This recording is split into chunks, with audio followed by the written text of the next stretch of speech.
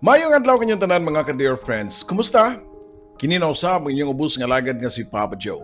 Karong adlaw lain na sad nga istorya ang tagaanta o kinabuhi diri sa tuang YouTube channel ang Dear Papa Joe Stories. Ug kung nagtanaw ka karon pero wala pa magka-subscribe ug nakauyon ka sa ing-ani nga content o ginahan pa ka nga mapalambo pa nato ug daghang ma-inspire nga mga kaigsunan nato pinaagi sa mga pinadang nga suwat suliran o kaagi sa itong mga kaigsunan, please do subscribe and click the notification button. O iapila lang pod ang katabi with Ate Gems kung diin inyong makaplagan ang mga daanan natong mga istorya nga di na ninyo makaplagan ini nga tuang channel karon. So kung kamo diya ginahan na sa mga mupada sa inyong kaugalingong suwat, ipadala ka na sa papajoesuperb@gmail.com or i-check ninyo ang video description below. Sa ato sa mga kaigsunan diha nga ganahan sa maminaw sa radyo madungog sa daykon ninyo sa Barangay LS 99.5 Forever Nindutaa. Alas 10 hantod sa alas 12 sa udto kundiin manambag sa dito.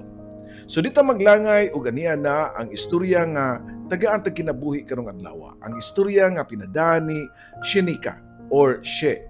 Diri lang sa Dear Papa Joe Stories. Oh dear Papa Joe, tagapayo ng puso.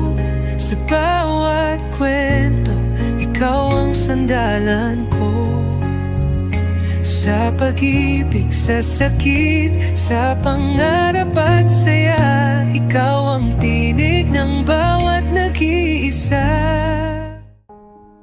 Ang ato ang sugilanon karon naguluhan og Exchange of Hearts, ang istorya ni Shenika. Dear Papa Joe, kumusta? Ug maayong adlaw ninyong tanan labi na sa mga solid nga mga followers dinhi sa imong YouTube channel ang Dear Papa Joe Stories. Tawagan lang ko sa pangan nga Shenika or She for short. Sugdan na ko ang akong istorya niadtong 37 anyos pa lang ko. Nagikanday ko sa gamay nga probinsya sa Cebu, kundiin minus pa ang nakahuman sa college niyadtong mga higayuna. Dako na kayong garbo o dungog sa mga ginikanan ko makagraduate na og college ang ilahang mga anak. Kay kasagaran sa mga bata sa mua, inig makagraduate na og high school, mudayon na og pamaid ngadto sa Manila ug ang uban magminyo ug napoy mumabdos nga mga way amahan. Usa ako sa mga kabatan-unan nga taas ug damgo. Bisan og walay ikagasto ang ako mga ginikanan tungod kay mga mag-uumar man sila pero naningkamot ko nga mag-working student sa usa sa mga university diri sa Cebu. Dili pod sayo ng kapait nga ako nagian pero dili na nako i-detalye kay di man sab ni parte sa akong kaagi kung unsa mi kapobre sa una Papa Joe. Love story ni nga akong gipadala o hinaot pa nga mag-enjoy mo sa akong istorya ug makuhaan usab ninyo og pagtulunan. Fast forward, nakagraduate gyud ko sa akong kurso sa college. Nakatrabaho ko og maayong trabaho Papa Joe sa usa ka dakong kumpanya diha sa Cebu. Tungod kay tihik man ko, di ko mahilig og palit-palit ug labi na way mga hinungdan. Dili ko lagan, dili ko mag nightlife, mao nga wa ko'y gasto. Gawas na lang sa akong giabangan nga kwarto sa usa ka karaan nga apartment sa may uptown Cebu, dili po ko matawag og manang o Maria Clara. Ang dating, kay makamaw masag ko nga modala sa akong kaugalingon.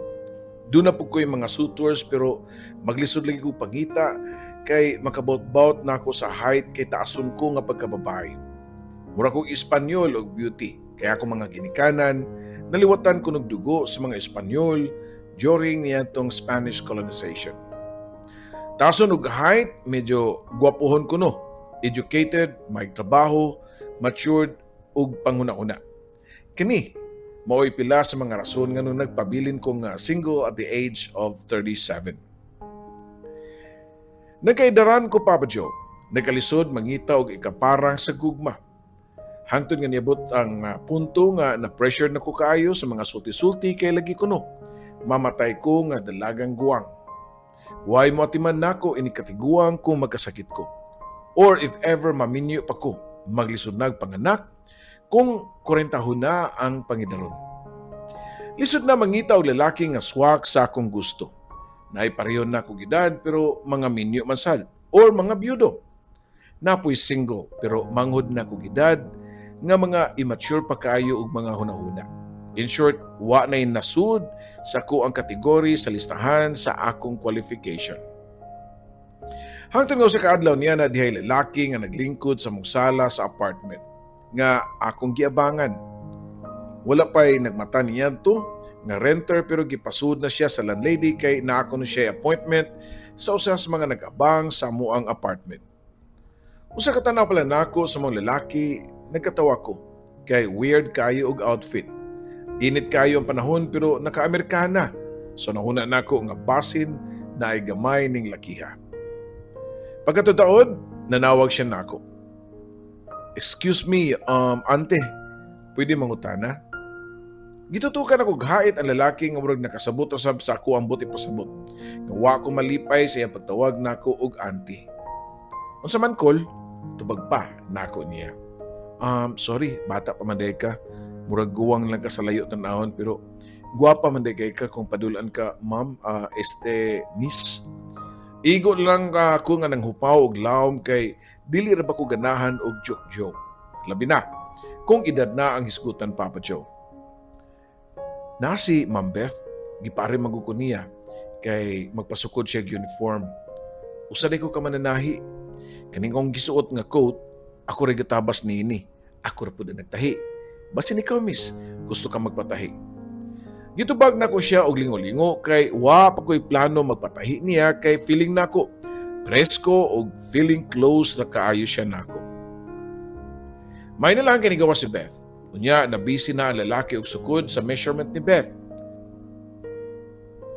Pagtalikod sa lalaki ni Dole si Beth nako nga dako kayo og ngisi. Naagyo na love at first sight ni mo siya. Ha, kinsa man? Pangutana ko pa. So, si Burlasoy, oy, ang mananahi ba dito sa eskina? Na-starstruck siya nimo, oy. Nang-regard siya nimo. Tubag pa ni Beth, Papa Joe. Na, muram tug nay kagamay, Beth, oy. Matod ko pa. Pero nitubag si Beth na ako nga dugay na kuno nilang suki si Burlasoy nga mutahi og uniform sa ilahang company. Nakaila ko na siya nga puutan kayo kini. Gentleman, na sense of humor og labaw sa tanan kay single. Ang akong mama de Papa Joe kay magbisitaan sa apartment para dadan ko og mga lagutmon gikan sa bukid. Mukalitra na siya og tunga nga magdaa og mga hinog nga saging, kamote ug inununan nga bulinaw. Ganahan kay nga akong mga kauban sa apartment kung maabot na si mama kay maka-appeal sila kaon sa mga pagkaon nga dala sa ako ang mama. Usa ka adlaw niadto naabot si mama nga na timing nga naa si Burlasoy nga nagsukod sa mga measurements sa akong mga kauban. Naon sa ba nga ni gara man sab og patahi ang akong mga kauban kang Burlasoy, Papa Joe. Mao nga giganahan pud nig balik-balik para makakita ko no siya nako kay lagi crush ko niya. Muna ako nakit-an nga close na kay sila ni Mama o si Burlasoy. Dong Boards, tawag pa ni Mama kang Burlasoy. Kay mao jud ay iyang tinuod nga nickname. Unsa man ma? Tubag pa ni Burlasoy. Ni isa akong kilay kay nagtahod naman daan si Burlasoy sa akong inahan. Kana ba si Shinika, akong anak, bisan og strikta kay na. Labaw pa na sa principal kay strikta pero buutan kay na siya. Gipaskwela niya yung duha ka mga manghod, nakahuman gyud og college ang duha. Pero igo ra nakagraduate, nagminyo dayon. Unya nga akong laki, kay wa may trabaho pa niyan to, kay bago pa man nakahuman. Unya nakamabdos dayon. Mao nga napugos og minyo sa iyang asawa nga bago ra pud na maestra. Walay mga kwarta. Nasayod ka ba kinsa naggasto sa ilang kasaltanan? Tanan-tanan gyud. Paspas pud kaayo nakatubag si Burlasoy. Si Shinika. Matod pa ni Burlasoy, Papa Joe. Nalipay si Mama kay nganong nakibaw ko no si Burlasoy. Unya ni padayon na pud si Mama og chika. Pagkasunod tuig, ang manghod na pud nga babae ang nagminyo. Wala pa tarong trabaho ang nabana. Mao nga si Shinika na pud ang nigasto sa ilang kasal. Di lang kay kana, si Shinika pud ang napaayos sa among balay sa probinsya. Nakapalit na pud siya og mga kayutaan sa mua. Mao nga, kabalo ka Bods, swerte kayong mabana sa akong anak. Paspas pud nakatubag si Burlasoy, Papa Joe. Kung ako ang magminyo ma, Di na ko pagastuhon ako nga masawa. Kinama sa ko'y tinigom. Mananahi na tuod ko pero daghang kong customer. Naman po ko'y balay. Na ako'y motor. Stable na akong negosyo. Mo nga, di na ako maglisod-lisod sa akong pamilya. Iya-hire ko silang blagyaay silang kagalingon, Papa Joe. Si Borlasoy, gibida niya yung kagalingon. Samtang akong mama, mura ko gibaligya. Mura mag-special offer ba? Diyan kami na lang ni Mama, ako siyang gibadlo nga dilipod palabi o open up sa mga estranghero nga tao. Mao ka, Shinika. Kana mo'y rason nga, wa ka maminyo. Kaysa pamati nimo, permi kang ilaron. Wa kay salig sa mga tao, labi na sa mga lalaki. Sakto man pud na. Pero si Borlasoy, lahi siya day, Shinika. Si Borlasoy na gusto na ko mahimong umagad. Nakapanampong na lang ko sa kong baba, Papa Joe. Dili ra si Mama ang nagsigig push nako kang Borlasoy. Hasta mong lalady og tanan nga nagabang sa apartment. Usa ka gayon niadto, ila kong gialirungan nga nagatubang o atubangon lang kuno nako og tarong si Borlasoy. Day, ikaon na ra ba namo ang hinatag ni Borlasoy nga cake? Bitaw day si, wa mi pabayaran ni Borlasoy sa among gipatahi niya. Sumato, Papa Joe. Napugos ko gatubang ni Borlasoy nitong usa ka gabi nga namisita siya sa apartment. Nabantayan din nako ang iyang lahi nga outfit. Nagsulob kini og puti nga t-shirt ug ordinaryo nga karsonis. Nakauyon ka sa akong outfit day siya. Ila magong gitambagan nga. Magsulob og ingon ani kay di kuno kaganahan sa akong Amerikana. Girespetuhan pud nako siya og pahiyom unya naminaw ko sa iyang mga gipanulti nako nga bisag unsa na lang. Dito na ko nibawaan nga maayo raman di ay ang iyang mental condition. Katawan na lang yun kay siya, manulti, Papa Joe. Kana ba murag, sige ra joke-joke. Pero naapo di siya sense of maturity. Gisultihan nako nga mao di ay, o gisulti niya nako nga mao di ay nga wapod siya maminyo kay nabisi siya og tabang sa iyang pamilya. Pareho day mi, og kaagi. Nga pamilya ang giuna, unya nakalimtan ang love life. Nadugay nga balik-balik ni Borlasoy unya sige mig istorya-istorya medyo nakailan ako niya og nigaana ang akong buot niya, Papa Joe. Pero kung pangutanon ko ninyo, kung naba ko'y na-feel niya nga something special, wala. Wala gyud. Pero matud pa sa akong mama nga makatunan ra kuno ang gugma.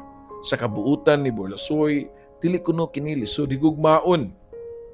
Nagsingabot ang pista sa among probinsya, Papa Joe. Naanda na nako nga magpaihaw gyud og baboy kay manguli ang akong mga manghud nga naanay mga anak. Bali, maura na ang time nga magkaabot ming tanan.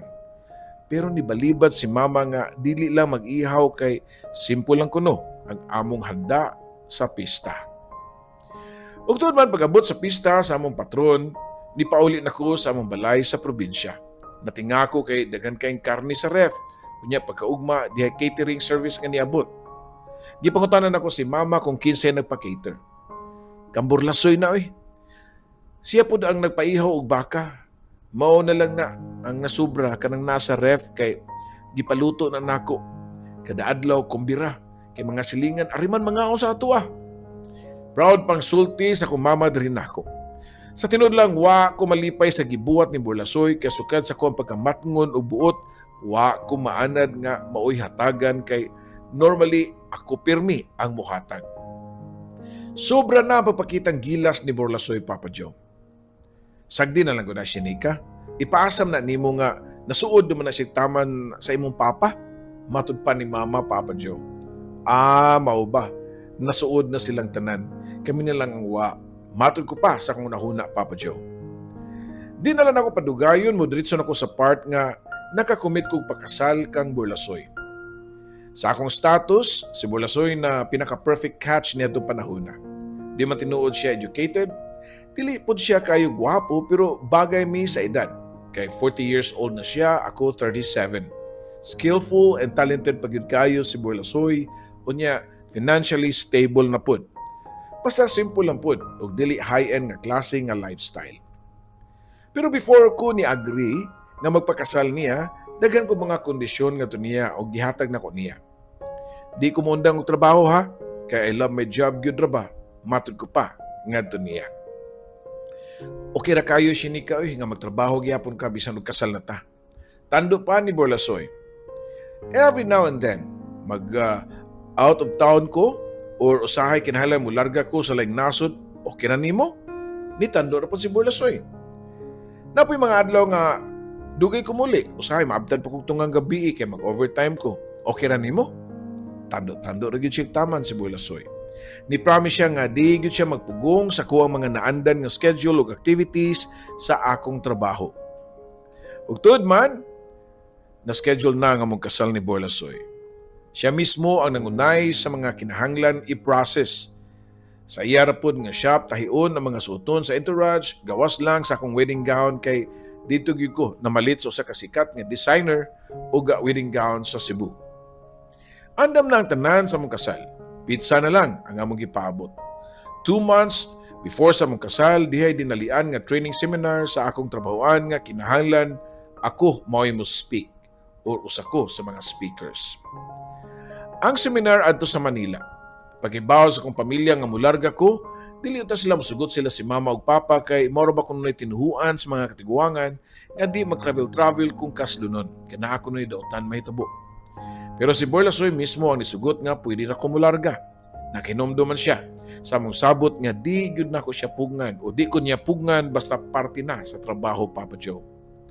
Sumato Papa Joe nilaga kog Manila og 2 months before sa among kasal, unang adlaw pa lang sa training, nakilaila kog lalaki nga mestizo. Pero manghud na ko siya og 15 years. Siya si Miguel, nga usa ka Mexican-Filipino pero naa nagpuyo sa US ang ilang pamilya. Magkamaman mo Tagalog si Miguel, maong believe kay kunya. Gawas siyang pagkagwapo, bisan pa og manghud na ako pila ka tuig si Miguel, pero matured kini nga manghuna-huna. Matod pa niya nako nga naako noy kamayong Mexican actress. Gwapahan ko na siya nako. Unya sa day 3 sa seminar, kiniangkon siya nga ganahan siya og mga older woman, kay matured kuno ang iyang hunahuna. Sa day 4 sa seminar, nanguyab siya nako Papa Joe. Ang kunon ko nga ganahan po ko niya. Kisa di ganahan nga gwapo man kaayo, unya bright pa kaayo. Usa ka gabi niya to samtang nagdungan migkaon ni Miguel sa usa ka restaurant sa hotel nga among gistayhan kay nakainumi og pila ka shot nga red wine Papa Joe. Dili ko anad mo inom og alcoholic nga mga drinks mo nga medyo nalipong ko. Ni-offer si Miguel nga ihatod ko niya sa akong room. Pero ang simpleng paghatod sa room resulta sa panagbugno sa leon o karnero. Yes, ang kunon ko nga dili sakto nga akong nabuhat kay kaslunon ako pero ni-entertain kong lalaki unya naapay na hitabo namo. Dili kadto ang unang experience nako ana mga butanga. Kay long time ago nakauyab man sad ko og naay nahitabo namo pero that was 10 years ago. Imagine after 10 years diya pa nabisbisan ang nag-uga nga buwak Papa Joe. Pagkahuman sa mong gibuhat nga nilapaay ni Miguel, diya pa ko nakarealize sa akong mga consequences sa akong kinabuhi. I realized nga love na dayon nako si Miguel. By the way, wa ko nisulti ni Miguel nga kaslunon ako. Pero may nalang sabdiay nga wa ko nisulti niya kay siya man pod akong nasakpan nga naapod siya uyab dito sa Amerika. Nakita nako diyang gi-search nako yung name sa Instagram. Quits na po di ay ming duha. So nauna ko Papa Joe nasakitan ko tungod kay sa tinud lang dalira kay ko nahigugma ka Miguel ug mao'y hinungdan nga natugyan dayon nako ang akong kaugalingon niya. I guess pareho ra pud si Miguel sa ubang mga lalaki nga duwa-duwa ra ang tanan. Wa na ko mutagad ka Miguel sukad nako nakita ang iyang hidden Instagram account. Ni-try siya reach out nako pero ako siyang gilikayan. Hangtod nga nahuman ang training, unya kinahanglan ako mobalik sa Cebu, nakita nako sa kilid sa akong mga mata si Miguel nga mo action siya duol nako. Pero di pa gani siya kaduol mulakaw nako palayo. Samtang nagsakay nako sa eroplano paingon sa Cebu, naka-feel ko guilt sa akong kasing-kasing. Ngadto kang Burlasoy Papa Joe nga akong pamanhunon. Si Burlasoy ang nitagbo nako sa airport. As usual, buutan kay siya. Diri ka nako. Very gentleman. O gani wa ni siya mangutana nga nung wa ko'y reply niya during sa training nga nasayod man siya until 5 p.m. ra ang seminar. Unya, after ana, wa na ko'y laing buhaton. Kumusta ang training nga, Daisy? Pangutana pa ni Burlasoy nako kay nagilty naman ko. O wa na magtingog-tingog. Okay raman. Kumusta mga barong nahuman nagtahi? Tubag ko pa. Ug balik pangutanan niya. Ito ba siya nga okay ra kuno, nahuman na ang tanan og tahi, ang mga barong ug gown sa bridesmaids. Kalisod ay aning mamakak ta.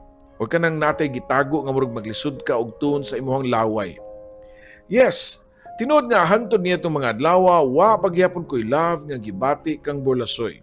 Mas love na ako si Miguel, bisan o kadiyot rami nga nag-uban. Nakayon ko sa akong kagalingon nga mas maayo pa lang unta og wa na lang ko ni commit og pakasal kay malinawon pa unta ang akong kinabuhi.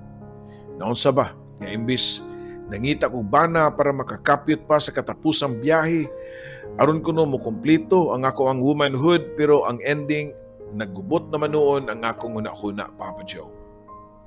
Para makabaton ko og kalinaw, nakahukom ko nga mag-focus na lang sa akong kasal.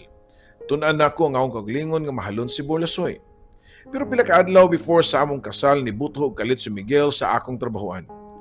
Makasud man siya kay empleyado man siya sa sister company namo sa US. Nagubot na sad og balik akong hunahuna og kasing-kasing labi na diyang nisud si Miguel sa akong opisina. I thought ni balik na kag-Amerika, matud ko pa niya. Wala pa eh. And I'm contemplating arin ako magpa-assign sa Philippines for good. Tubag pa niya. Nakuyawan dayon ko sa iyang gisulti. But why? Maglagyo na mo sa mong girlfriend. Pangutana ko pa nga to niya.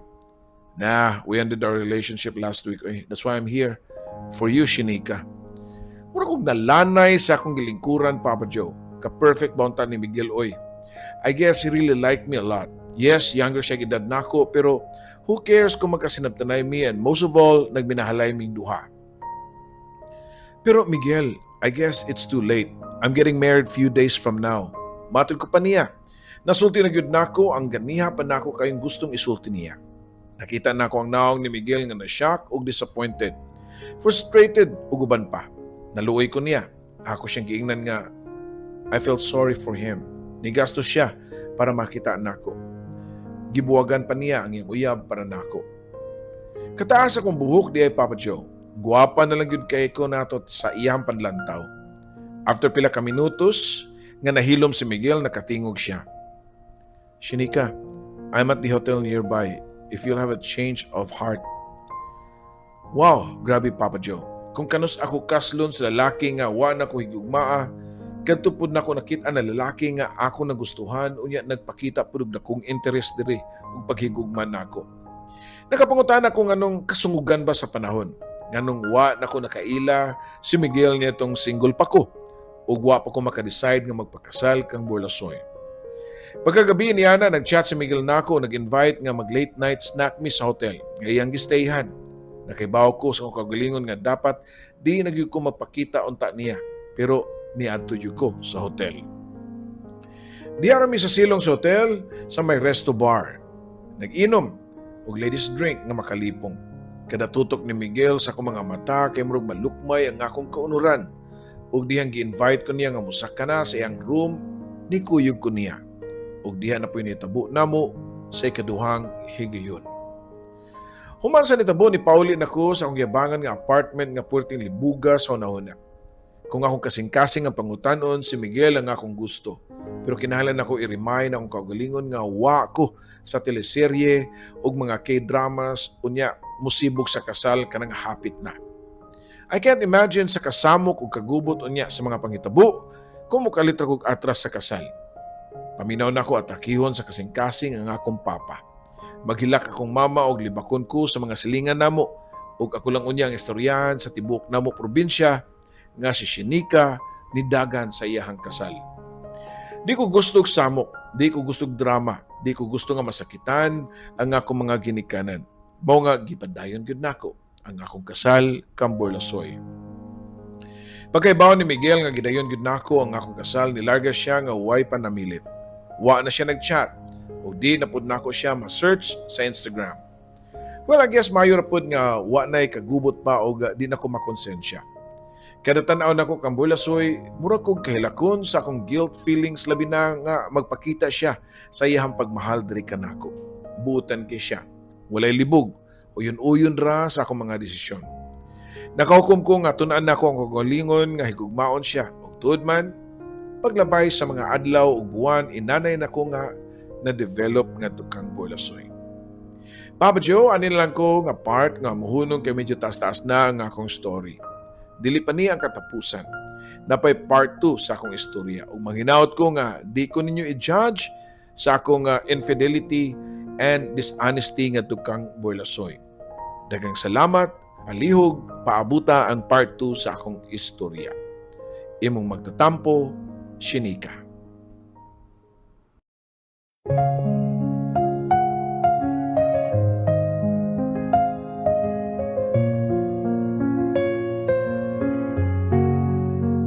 Sa bawat liham na aking sinulat, puno ng lungkot, saya at pangarap.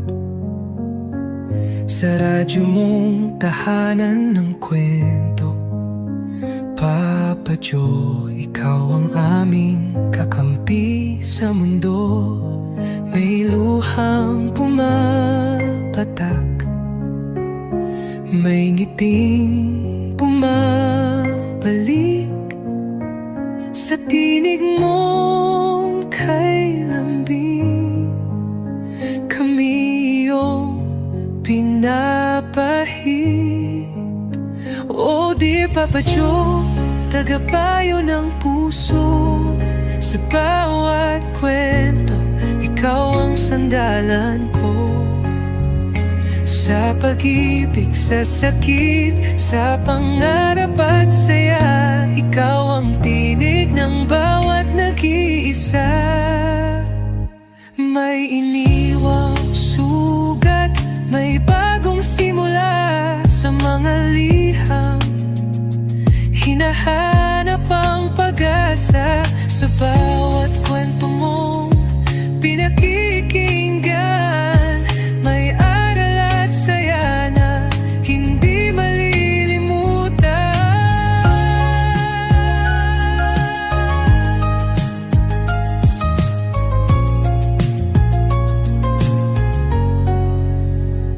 May iniwang sugat, may bagong simula sa mga liham. Hinahanap ang pag-asa sa bawat kwento mong pinakikinggan.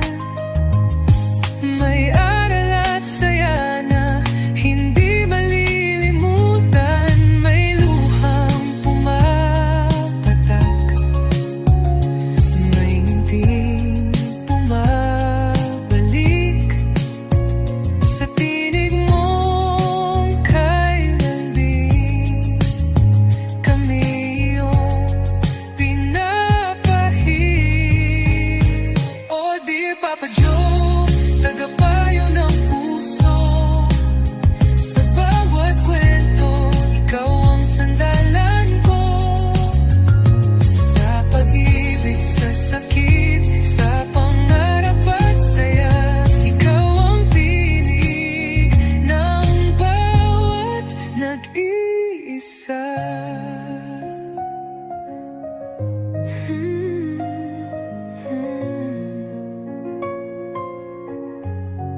Sa alon ng radyo, tinig mong gabay, nagbibigay pag-asa sa bawat buhay.